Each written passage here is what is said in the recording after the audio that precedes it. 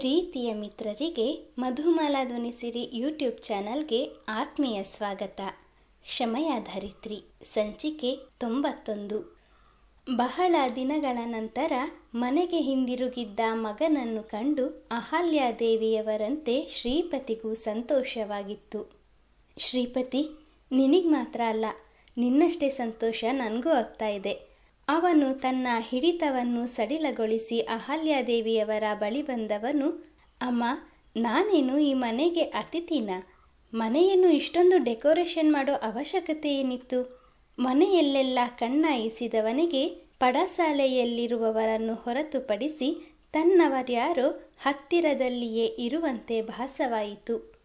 ಅತಿಥಿ ಅಲ್ಲ ಮಗು, ಇವತ್ತು ನೀನು ಮನೆಗೆ ಬಂದ ಶುಭಗಳಿಗೆಯಲ್ಲಿಯೇ ಮನೆಯಲ್ಲಿ ಒಂದು ವಿಶೇಷ ಮಾತುಕತೆ ನಡೆಸೋಣ ಅಂದುಕೊಂಡೆ ಎಂದು ಅಹಲ್ಯಾದೇವಿ ಶ್ರೀಪತಿಯತ್ತ ಮುಖ ಮಾಡಿದರು.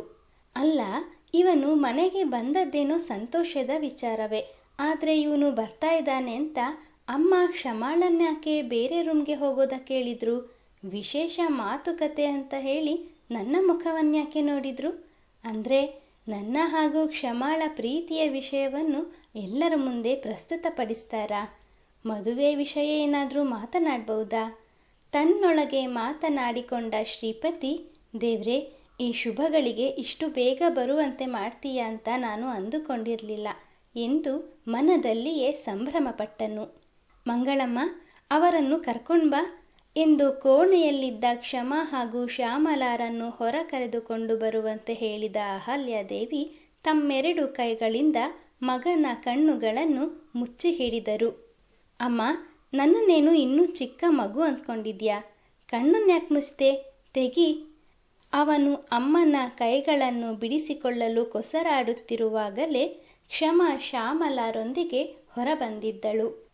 ಯಾರೋ ಅಪರಿಚಿತ ವ್ಯಕ್ತಿಯ ಕಣ್ಣುಗಳನ್ನು ಅಹಲ್ಯಾದೇವಿ ತಮ್ಮ ಕೈಗಳಿಂದ ಮುಚ್ಚಿರುವುದನ್ನು ಬೆರಗುಗಣ್ಣಿನಿಂದ ನೋಡುತ್ತಾ ನಿಂತಿದ್ದ ಕ್ಷಮಾಳತ್ತ ಮುಖ ಮಾಡಿದವರು, ಮಗು, ಯಾಕಲ್ಲೇ ನಿಂತ್ಕೊಂಡೆ, ಮುಂದೆ ಬಾ ಎಂದು ಕರೆದರು. ಅವರ ಮಾತು, ನಡವಳಿಕೆ ಕಣ್ಣು ಮುಚ್ಚಿದ್ದ ಮಗನನ್ನು ಸೇರಿದಂತೆ ಸುತ್ತಮುತ್ತ ಇದ್ದವರಾರಿಗೂ ಅರ್ಥವಾಗಲಿಲ್ಲ. ಅಮ್ಮ, ಯಾರನ್ನು ನನ್ನ ಮುಂದೆ ಬರೋದಕ್ಕೆ ಹೇಳ್ತಿದ್ಯಾ? ಕೈ ತೆಗಿ. ಮುಚ್ಚಿದ್ದ ಕಣ್ಣುಗಳು ತನ್ನ ಮುಂದಿದ್ದವರನ್ನು ನೋಡಲು ತವಕಿಸುತ್ತಿತ್ತು. ಆತನ ಧ್ವನಿ ಕ್ಷಮಾಳಿಗೆ ತೀರಾ ಪರಿಚಿತವೆನಿಸಿತು. ಆದರೆ ಸೂಟು ಬೂಟಿನಲ್ಲಿದ್ದ ಆತ ತಕ್ಷಣಕ್ಕೆ ಯಾರೆಂದು ತಿಳಿಯಲಾಗಲಿಲ್ಲ. 1, 2, 3 ಸರ್ಪ್ರೈಸ್ ಎಂದು ಅಹಲ್ಯಾದೇವಿ ಮಗನ ಮುಚ್ಚಿದ್ದ ಕೈಗಳನ್ನು ತೆರೆಯುತ್ತಿದ್ದಂತೆ ಕಣ್ಣ ಮುಂದೆ ಕ್ಷಮಾಳನ್ನು ಕಂಡು ಅಚ್ಚರಿಯೊಂದಿಗೆ ಸಂತೋಷವೂ ಆಯಿತು. ಕ್ಷಮಾಳಿಗಂತೂ ತಾನು ಕಾಣುತ್ತಿರುವುದು ಕನಸೋ ವಾಸ್ತವವೋ ಒಂದು ತಿಳಿಯಲಾಗಲಿಲ್ಲ. ಇಬ್ಬರು ಬೆರಗುಗಣ್ಣಿನಿಂದ ಒಬ್ಬರಿಗೊಬ್ಬರು ನೋಡಿಕೊಳ್ಳುತ್ತಾ ಕೃಷ್ಣ, ಕ್ಷಮಾ ಏಕಸ್ವರವೆಂಬಂತೆ ಉಸುರಿದರು. ಹೇಗಿದೆ ಸರ್ಪ್ರೈಸ್? ನನಗೊತ್ತು ನಿಮಗೆ ನಿಜಕ್ಕೂ ಆಶ್ಚರ್ಯವಾಗಿದೆ ಅಂತ. ನಿಮ್ಮ ಮುಖದಲ್ಲಿ ಈ ಆಶ್ಚರ್ಯದ ಸಂತೋಷವನ್ನು ನೋಡೋ ಸಲುವಾಗಿಯೇ ಇದನ್ನೆಲ್ಲ ಏರ್ಪಾಟ್ ಮಾಡಿದ್ದು. ಶ್ಯಾಮಲಾ, ಇವನೇ ನನ್ನ ಮಗ ಶ್ರೀಕೃಷ್ಣ.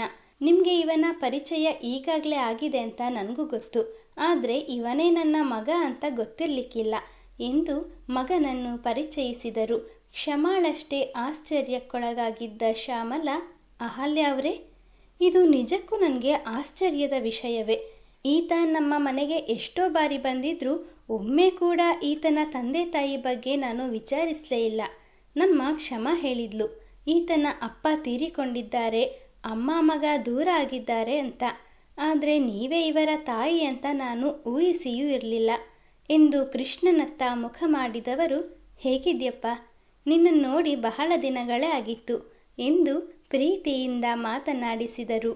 ಚೆನ್ನಾಗಿದ್ದೀನಿ ಅಮ್ಮ ಎಂದ ಕೃಷ್ಣ ಈಗಲೂ ಆಶ್ಚರ್ಯದ ಕಣ್ಣುಗಳಿಂದ ಕ್ಷಮಾಳನ್ನೇ ದಿಟ್ಟಿಸುತ್ತಿದ್ದನು. ಆದರೆ ಆ ಕ್ಷಣ ಶ್ಯಾಮಲಾರ ಮನಸ್ಸಿನಲ್ಲಿ ಹಲವಾರು ಗೊಂದಲಗಳು ಭುಗಿಲೆದ್ದವು. ಇಷ್ಟು ದೊಡ್ಡ ಶ್ರೀಮಂತರ ಮಗ ನನ್ನ ಮಗಳು ಕ್ಷಮಾಳನ್ನು ನಿಜವಾಗಿಯೂ ಮದುವೆ ಆಗ್ತಾನ? ಅವತ್ತೇನೋ ಮನೆಗೆ ಬಂದು ತಾನಾಗಿಯೇ ಮದುವೆಯ ವಿಷಯವನ್ನು ಪ್ರಸ್ತಾಪಿಸಿದ್ದ. ನೋಡೋದಕ್ಕೆ ನಮ್ಮ ಕ್ಷಮಾಳಂತೆ ಅಂದವಾಗಿದ್ದಾನೆ. ಕೈ ತುಂಬ ಸಂಬಳ ಬರುವ ಕೆಲಸ ಯಾವುದೂ ಇಲ್ಲವಾದರೂ ಅವನು ನಂಬಿರೋ ಚಿತ್ರಕಲೆ ಅವನ್ನ ಕೈ ಬಿಡೋದಿಲ್ಲ. ಪ್ರಾಣಕ್ಕಿಂತಲೂ ಹೆಚ್ಚಾಗಿ ಪ್ರೀತಿಸೋ ಹೆಂಡತಿಯನ್ನು ಕೈ ಹಿಡಿದು ಕಾಪಾಡ್ತಾನೆ ಅನ್ನೋ ನಂಬಿಕೆ ಇತ್ತು.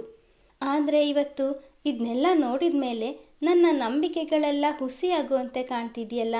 ಒಂದು ವೇಳೆ ಅದೇ ನಿಜವಾದರೆ ನನ್ನ ಮಗಳನ್ನು ಮದುವೆಗೆಂದು ಒಪ್ಪಿಸಿ ನಾನೇ ನರಕ ಕೂಪಕ್ಕೆ ತಳ್ಳಿದಂತಾಗುತ್ತೆ. ಇಲ್ಲ, ಖಂಡಿತ ಆಗಾಗಬಾರ್ದು. ಕುತ್ತಿಗೆಗೆ ಬೀಳ್ಬೇಕಾಗಿರೋ ತಾಳಿಯಿಂದ 2ನೇ ಬಾರಿಯೂ ವಂಚಿತಳಾದರೆ ಖಂಡಿತವಾಗಿಯೂ ಇವಳು ಅವಮಾನವನ್ನು ಸಹಿಸೋದಿಲ್ಲ. ಭಗವಂತ, ನನ್ನ ಮಗಳ ಭವಿಷ್ಯ ನಿನ್ನ ಕೈಲಿದೆ ತಂದೆ, ದಯವಿಟ್ಟು ಅವಳಿಗೆ ಮೋಸ ಮಾಡಬೇಡ ಎಂದು ಮನಸ್ಸಿನಲ್ಲಿಯೇ ದೇವರಿಗೆ ಕೈ ಮುಗಿದರು. ಇತ್ತ ಕ್ಷಮಾಳ ಪರಿಸ್ಥಿತಿಯು ಬೇರೆಯದೇನೂ ಆಗಿರಲಿಲ್ಲ. ಗೊಂದಲದಿಂದ ರಾಡಿಗೊಂಡಿದ್ದ ಮನಸ್ಸನ್ನು ಶಾಂತ ಸ್ಥಿತಿಗೆ ತರಲು ಶತಾಯಗತಾಯ ಪ್ರಯತ್ನಿಸುತ್ತಿದ್ದಳು. ಹೌದು, ಅವತ್ತು ನಾನು ಇವರ ಮನೆಗೆ ಮೊದಲ ಬಾರಿಗೆ ಬಂದಾಗ ಕೃಷ್ಣನಿಗೂ ಈ ಮನೆಗೂ ಏನೋ ಸಂಬಂಧ ಇರಬಹುದು ಅಂತ ಊಹಿಸಿದ ಊಹೆಯೇ ಇಂದು ನಿಜವಾಗಿದೆ. ಕೃಷ್ಣ ನನ್ನ ಬಳಿ ಸುಳ್ಳು ಹೇಳಲಿಲ್ಲ, ಆದರೆ ಇರುವ ವಿಷಯವನ್ನು ಸ್ಪಷ್ಟವಾಗಿ ತಿಳಿಸಲಿಲ್ಲ. ತಮ್ಮ ಬಾಲ್ಯದ ಕತೆ ಹೇಳುವಾಗ ಅಪ್ಪ ಅಮ್ಮನ ಹೆಸರನ್ನು ಹೇಳಿದ್ದರೆ ಅಂದೇ ಎಲ್ಲವೂ ಸ್ಪಷ್ಟವಾಗ್ತಾ ಇತ್ತು. ಅವರು ಬಾಯಿ ಬಿಟ್ಟು ಏನನ್ನೂ ಹೇಳಲಿಲ್ಲ, ನಾನು ಕೂಡ ಕೇಳಲಿಲ್ಲ. ಅವರ ಸಾಮಾನ್ಯ ವೇಷಭೂಷಣವು ಕೂಡ ನನಗೆ ಅವರ ಮೇಲೆ ಯಾವ ಅನುಮಾನವೂ ಬರೋ ಹಾಗೆ ಮಾಡಲಿಲ್ಲ ಎಂದು ಏನನ್ನು ಯೋಚಿಸುತ್ತಾ ಇದ್ದವಳು ತಕ್ಷಣ ತನ್ನ ಆಲೋಚನೆಗಳಿಗೆ ಕಡಿವಾಣ ಹಾಕಿದಳು. ಅಲ್ಲ ಕೃಷ್ಣ, ನೀವು ಅಮ್ಮನ ಬಳಿ ಮಾತನಾಡ್ತಾ ಇರಲಿಲ್ಲ ಅಲ್ಲವಾ? ಆದರೆ ಇದೆಲ್ಲ ಯಾವಾಗ, ಹೇಗಾಯಿತು? ನಿನ್ನೆ ಕೂಡ ನಿಮ್ಮ ಬಳಿ ಮಾತನಾಡಿದ್ದೆ, ಆಗಲೂ ಸಹ ಏನನ್ನು ಹೇಳಲೇ ಇಲ್ಲವಲ್ಲ. ಈಗ ನೋಡಿದರೆ ಅಮ್ಮನಿಗೂ ನನ್ನ ಹಾಗೂ ನಿಮ್ಮ ಪರಿಚಯದ ವಿಷಯವೂ ತಿಳಿದಿದೆ. ಹೇಗೆ? ಕ್ಷಮ ಅಚ್ಚರಿಯ ಕಣ್ಣುಗಳಿಂದ ಅವನನ್ನೇ ದಿಟ್ಟಿಸಿದಳು. ಎಲ್ಲವನ್ನೂ ಹೇಳ್ತೀನಿ. ನಾನು ನನ್ನ ಅಮ್ಮನ ಕೈರುಚಿ ತಿಂದು ಬಹಳ ವರ್ಷಗಳೇ ಕಳೆದೋಯ್ತು. ಮೊದಲು ಹೊಟ್ಟೆ ತುಂಬಿಸಿಕೊಂಡು ನಂತರ ಆರಾಮದಲ್ಲಿ ಕುಳಿತು ಮಾತನಾಡಿದ್ರಾಯ್ತು ಎಂದು ಬಚ್ಚಲಿಗೆ ತೆರಳಿ ಕೈಕಾಲು ತೊಳೆದು ಬಂದವನು, ಏನು ನಿಮ್ಗ್ಯಾರಿಗೂ ಹಸಿವಾಗ್ತಿಲ್ವಾ? ಬನ್ನಿ ಬನ್ನಿ ಎಂದು ಅಮ್ಮ ಹಾಗೂ ಶ್ಯಾಮಲಾರನ್ನು ಕರೆದವನು ಒಂದು ಕೈಯಲ್ಲಿ ಕ್ಷಮಾಳ ಕೈಯನ್ನು ಮತ್ತೊಂದು ಕೈಯಲ್ಲಿ ಶ್ರೀಪತಿಯ ಕೈಯನ್ನು ಹಿಡಿದು ತನ್ನ ಅಕ್ಕಪಕ್ಕದಲ್ಲಿ ಕುಳ್ಳಿರಿಸಿಕೊಂಡನು. ಜಯಣ್ಣ ಹಾಗೂ ಮಂಗಳಮ್ಮ ಇಬ್ಬರೂ ಸೇರಿಕೊಂಡು ಅದಾಗಲೇ ತಯಾರಿಸಿದ್ದ ಭಕ್ಷ್ಯ ಭೋಜನವನ್ನು ಡೈನಿಂಗ್ ಟೇಬಲ್ನ ಮೇಲೆ ಜೋಡಿಸಿದರು. ಮಂಗಳಮ್ಮ ಹಾಗೂ ಅಶ್ವಿನಿ ಮನೆಯ ಕೆಲಸಕ್ಕೆ ಸೇರಿ 2 ವರುಷಗಳಾಗಿದ್ದ ಕಾರಣ ಅವರ ಪರಿಚಯ ಕೃಷ್ಣನಿಗಿರಲಿಲ್ಲ. ಅವರನ್ನೊಮ್ಮೆ ಕಂಡು ನಗು ಬೀರಿದವನು ಊಟ ಬಡಿಸುತ್ತಿದ್ದ ಜಯಣ್ಣನನ್ನು ಕುರಿತು, ಏನ್ ಜಯಣ್ಣ, ನನ್ನ ಮೇಲೆ ಕೋಪನಾ? ಇನ್ನೂ ನಾನು ಕೊಟ್ಟ ಕಾಟ ನಿಮ್ಮ ಮನಸ್ಸಿಂದ ಹೋಗಿಲ್ಲ ಅಂತ ಕಾಣುತ್ತೆ ಎಂದನು. ಕೃಷ್ಣ ಭೂಮಿಗೆ ಬರುವ ಮುನ್ನವೇ ಜಯಣ್ಣ ಬೃಂದಾವನದ ಮಹಲಿಗೆ ಕಾಲಿಟ್ಟವರು. ಅವರು ಅಡುಗೆ ಭಟ್ಟರಾಗಿ ಸೇರಿಕೊಂಡಾಗ ಅವರಿಗೆ 30 ವರುಷಗಳು. ಈಗ ಅವರ ವಯಸ್ಸು ಅದರ ದುಪ್ಪಟ್ಟಾಗಿದ್ದರೂ ಅವರ ಕೈರುಚಿಯಲ್ಲಿ ಯಾವುದೇ ವ್ಯತ್ಯಾಸವಾಗಿರಲಿಲ್ಲ. ಕೃಷ್ಣ ಹುಟ್ಟಿದಾಗ ಅವರು ಅಡುಗೆ ಭಟ್ಟನ ಕೆಲಸ ಮಾಡುವುದರ ಜೊತೆಗೆ ಕೃಷ್ಣನಿಗೆ ಬಾಡಿಗಾರ್ಡ್ ಕೂಡ ಆಗಿ ಹೋಗಿದ್ದರು. ಅವನೊಂದಿಗೆ ಆಡುವುದು, ಅವನ ಕೀಟಲೆಗಳನ್ನು ಸಹಿಸಿಕೊಂಡು ಅವನ ಆಗುಹೋಗುಗಳನ್ನೆಲ್ಲ ನೋಡಿಕೊಳ್ಳುತ್ತಿದ್ದರು. ಕೃಷ್ಣ ಕೂಡ ಅಮ್ಮನನ್ನು ಹೇಗೆ ಹಚ್ಚಿಕೊಂಡಿದ್ದನೋ ಹಾಗೆಯೇ ಜಯಣ್ಣನನ್ನು ಕೂಡ ಒಂದು ಕ್ಷಣವೂ ಬಿಟ್ಟಿರುತ್ತಿರಲಿಲ್ಲ. ಅವನಿಗೂ ತಿಳಿದಿತ್ತು, ತಾನು ಏನೂ ಹೇಳದೆಯೂ ಜಯಣ್ಣ ತನಗೆ ಪ್ರತಿದಿನ ಏನಾದರೂ ಒಂದು ಸಿಹಿ ತಯಾರಿಸಿಕೊಡುತ್ತಾರೆ ಎಂದು. ಜಯಣ್ಣನಿಗೆ ಅವನಿಗೆ ಪ್ರತಿದಿನ ಸಿಹಿ ತಯಾರಿಸುವುದು, ಅವನನ್ನು ಆಟ ಆಡಿಸುವುದು ಯಾವುದು ರಗಳೆ ಎನಿಸುತ್ತಿರಲಿಲ್ಲ. ಆದರೆ ಅವನು ದೊಡ್ಡವನಾದಂತೆ ಮೊದಲಿನ ಕೃಷ್ಣನಾಗಿರದೆ ಸ್ವಲ್ಪ ಸ್ವಲ್ಪವೇ ಬದಲಾಗತೊಡಗಿದ್ದನು. ಸಿಕ್ಕವರೊಡನೆ ಜಗಳ ಮಾಡಿಕೊಂಡು ಮನೆಗೆ ಬಂದು ಊಟ ಮಾಡದೆ ಮಲಗುತ್ತಿದ್ದವನನ್ನು ಜಯಣ್ಣ ತಾವೇ ಅವನ ಕೋಣೆಗೆ ಕರೆಯಲು ಹೋದಾಗ ಮೊದಲೇ ಕೋಪಗೊಂಡಿರುತ್ತಿದ್ದವನು ಮತ್ತಷ್ಟು ಸಿಟ್ಟು ತೋರಿಸುತ್ತಾ ಜಯಣ್ಣನ ಮೇಲೆ ಸಿಕ್ಕ ವಸ್ತುಗಳನ್ನು ಎಸೆಯುತ್ತಿದ್ದನು. ವಿಷಯ ಅಹಲ್ಯಾದೇವಿಯವರಿಗೆ ತಿಳಿದು ಅವನಿಗೆ ಸಹಸ್ರನಾಮಾರ್ಚನೆ ಮಾಡುವಾಗ, ಜಯಣ್ಣನ ಮೇಲೆ ಗೌರವವಿರಲಿ, ಅವರು ನಿನಗಿಂತ ದೊಡ್ಡವರು ಅನ್ನೋದನ್ನು ಮರಿಬೇಡ ಎಂದು ಬುದ್ಧಿ ಹೇಳುವಾಗ ಜಯಣ್ಣನೇ ಬೇಕೆಂದು ಅಮ್ಮನ ಬಳಿ ದೂರು ನೀಡಿದ್ದಾರೆ ಎಂದು ಭ್ರಮಿಸುತ್ತಿದ್ದ ಕೃಷ್ಣ ಜಯಣ್ಣನಿಂದ ದೂರ ಉಳಿಯುತ್ತಿದ್ದದ್ದು ಅವರಿಗೆ ವಿಪರೀತ ಬೇಸರ ತರಿಸುತ್ತಿತ್ತು. ಹಿಂದಿನ ಘಟನೆಗಳನ್ನು ನೆನೆದ ಜಯಣ್ಣ, ಕೋಪ ಯಾಕೆ ಮಾಡ್ಕೊಳ್ಳಿ ಚಿಕ್ಕೇಜ್ಮನ್ರೆ, ನೀವು ಬಂದಿರೋದು ಬಹಳ ಸಂತೋಷ. ನಿಮ್ಮನ್ನು ನೋಡೋದೇ ಕಣ್ಣಿಗೆ ಹಬ್ಬ. ಹಾಗಾಗಿ ಏನು ಮಾತಾಡದೆ ನಿಮ್ಮನ್ನೇ ದಿಟ್ಟಿಸ್ತಾ ಇದ್ದೆ ಅಷ್ಟೆ ಎಂದು ಕೃಷ್ಣನ ತಟ್ಟೆಗೆ 2 ಹೋಳಿಗೆಯನ್ನು ಬಡಿಸಿದರು. ತುಪ್ಪ ಹಾಕಿದ ಕಾಯಿ ಹೋಳಿಗೆಯನ್ನು ಬಾಯಿಗೆ ಇಡುತ್ತಿದ್ದಂತೆ ಸ್ವರ್ಗಕ್ಕೆ 3 ಗೇಣು ಎನಿಸಿತು. ಜಯಣ್ಣ, ನೀವ್ಯಾವಾಗ ಅಮ್ಮನ ಕೈರುಚಿ ಎರವಲು ಪಡ್ಕೊಂಡ್ರಿ? ಕೃಷ್ಣನ ಮಾತು ಎಲ್ಲರನ್ನೂ ಆಶ್ಚರ್ಯಕ್ಕೆ ದೂಡಿತು. ಮಗು ಕೃಷ್ಣ, ಇನ್ನೂ ಈ ಅಮ್ಮನ ಕೈರುಚಿ ನೆನ್ಪಿಟ್ಕೊಂಡಿದ್ದೀಯಾ? ಅಹಲ್ಯಾದೇವಿ ಭಾವುಕರಾದರು. ಮರ್ತಿದ್ರೆ ಅಲ್ವೇನಮ್ಮ ನೆನ್ಪಿಟ್ಕೊಳ್ಳೋದು? ನಾನು ಸಾಯೋ ತನಕ ನಿಮ್ಮ ಕೈಯ ಸ್ವಾದವನ್ನು ನನ್ನ ನಾಲಿಗೆ ಮರೆಯೋದಿಲ್ಲ. ಜಯಣ್ಣ ತುಂಬ ಚೆನ್ನಾಗಿ ಅಡುಗೆ ಮಾಡ್ತಾರೆ, ಆದರೆ ತಾಯಿಯ ಕೈರುಚಿಯೇ ಬೇರೆ ಅಲ್ವಾ ಜಯಣ್ಣ? ತನ್ನ ಮಾತಿನಿಂದ ಜಯಣ್ಣನಿಗೆ ಬೇಸರವಾಗಬಾರದು ಎಂಬ ವಿವೇಚನೆ ಅವನಲ್ಲಿಯೂ ಇತ್ತು. ನಿಮ್ಮ ಮಾತು 100ಕ್ಕೆ 100ರಷ್ಟು ಸತ್ಯ ಚಿಕ್ಕೇಜ್ಮನ್ರೆ. ತಾಯಿಯ ಕೈರುಚಿ ಮುಂದೆ ಎಂಥ ಮೃಷ್ಟಾನ್ನ ಭೋಜನ ಇಟ್ಟರೂ ಅದು ತೃಣಕ್ಕೆ ಸಮಾನ.